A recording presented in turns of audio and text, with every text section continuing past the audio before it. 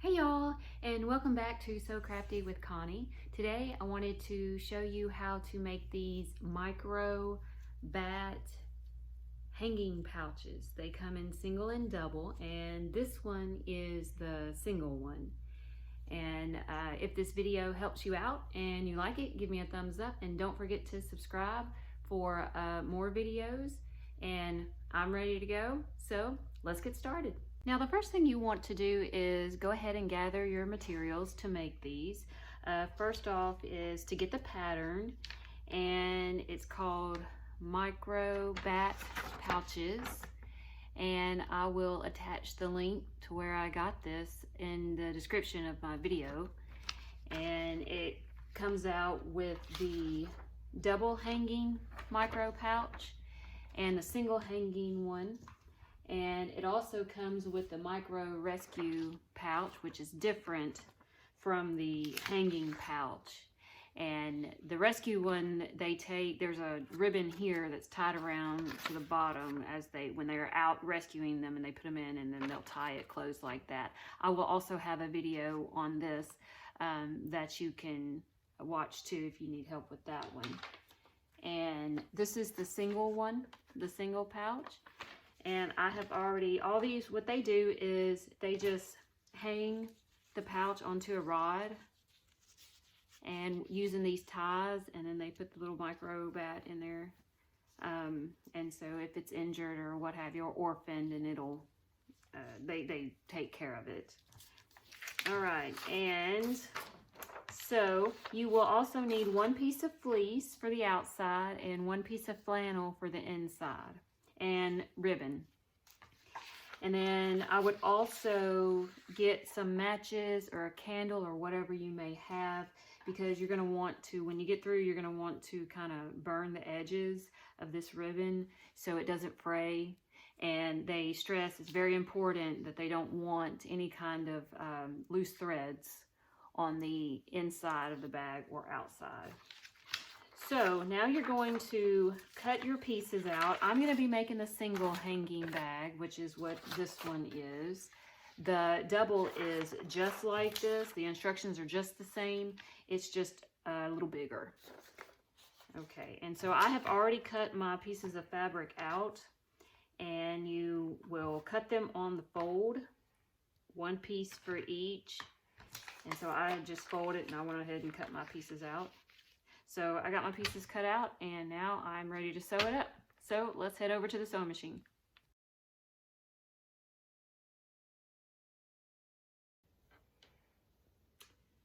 Okay, now the first thing you want to do to begin sewing these up is you are going to fold each side with right sides together, and you're going to sew a 1/2 inch seam down the side of the opposite side of the fold. So let's go ahead.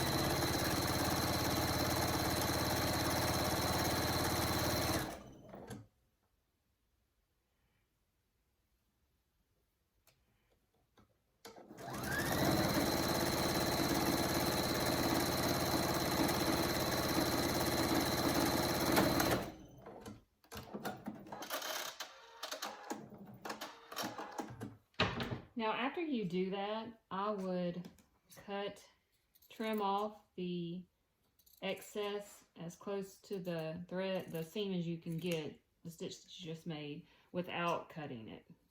And this will relieve some of the bulkiness. Now you want to turn the liner right side out, which is going to be the flannel part. And you want to put that inside your fleece part that you just made. So you have like 2 fabric tubes, and you're going to put the fleece, the liner inside your fleece part. Okay, and then I would put the seams opposite of each other, because that will alleviate some of the bulkiness too. And, you know, fleece and flannel, they kind of tend to want to stick to each other. So it's a little tricky getting it down in there, but it'll work. I mean, you can do it. So like that. Okay. And then if you can see, my seams are on each side. My liner seam is on this side, and my fleece seam is on that side. Okay. Now you're going to sew these together. If you're not too good at keeping them together, I would pin all the way around. But I can pretty much keep them together, so I'm just going to sew it like this without pinning. I would also remove your insert here for your sewing machine. And since this is kind of small, mine will not fit around here.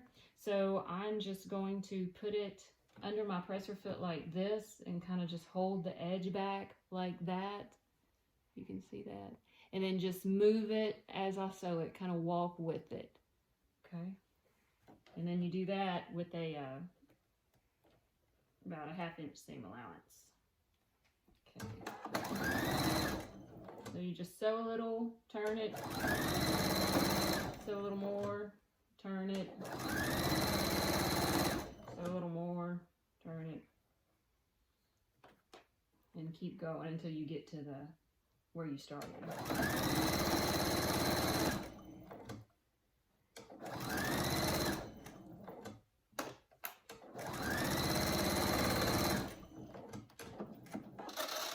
Okay. So that works to, you know, if you're trying to sew something with a sleeve or something like that, little small circles, that's a good way to do that. Okay, so we got that sewed up, and I'm going to trim off close to the stitch that I just made as I can without cutting it. Okay, now you're going to turn it right side out, and then you're going to push your lining back inside like this, to where now you have a smooth edge and then you have a raw edge. So you're going to top stitch the raw edge down, and you're going to do exactly like you did before, holding it back and then walking it as you're sewing it.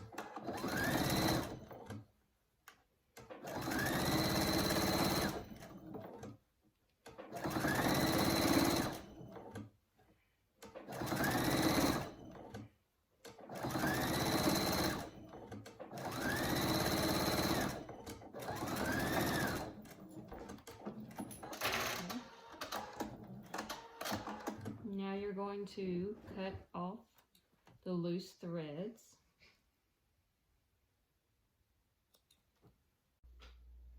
Now you're going to flip it back with the lining on the outside like this and pushing it all out. Okay, and then make sure your seams are on the sides, and then just kind of flatten it out. Okay, now you're going to sew the ribbons on, and the pattern, they have the X's where they need to go. So you can lay that on top of your pattern, on top of the pouch you just sewed, and then put pins to kind of mark where the X's are. Kind of like that. Okay. Then you're going to take your ribbon, fold it in half, and kind of make a crease. And then you're going to go from the opposite side of where your pins are, and you're going to put that inside of the pouch. So you want the crease, the folded part of your ribbon, to stick out. And then you can put that in place of where the pin was centered. So center the ribbon in the middle of where that pin was. And then I'm going to do the same thing for the other one. And then tuck it in there.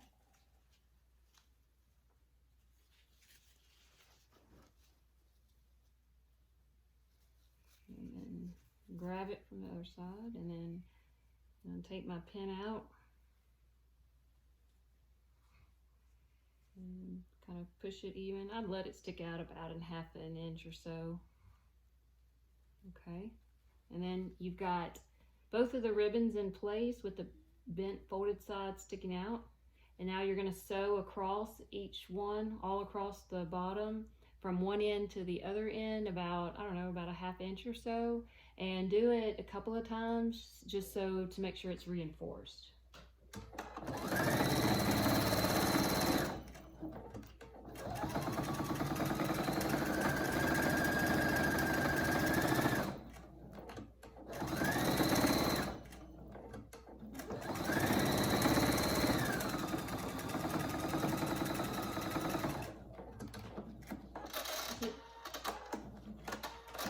It's important that the ties are secure so they don't fall out.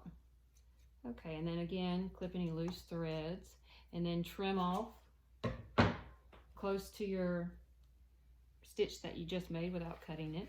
Then you're going to flip it back out like this. And you want to poke the corners out. Use your finger or a pin or one of those skewer bamboo sticks to poke the corners out like this. And then you are going to just sew about a half inch across so you can enclose those seams.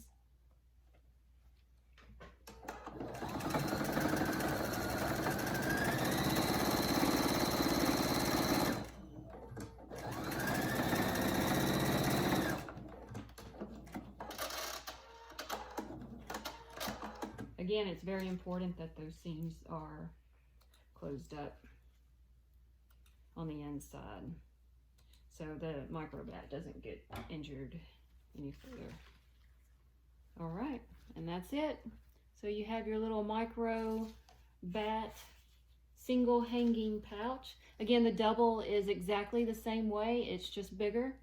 All right, so if you have any questions or comments, just let me know. And I hope this helped you, and don't forget to subscribe to my channel and give me a thumbs up if you like this. And if you have any questions, feel free to send me a comment as well. All right, thank you so much. Y'all have a great day, and I'll see you next time. Bye-bye.